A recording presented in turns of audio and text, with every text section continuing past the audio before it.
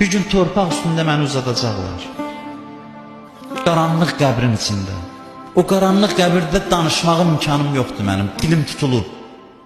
Amma bugün 1000 dəfə səni çağırıram, bir dəfə orada sən də mənə deyəsən ki, xoş gəlmisən. Mən bir ömür səni çağırın, razıyam, bir dəfə də sən orada məni çağırasan, deyəsən xoş gəlmisən, səni bağışladım. O qaranlıq gecədə, o qorxulu gecədə, hədisdə var elə ki, bizi qəbrə qoyub gedəcəklər.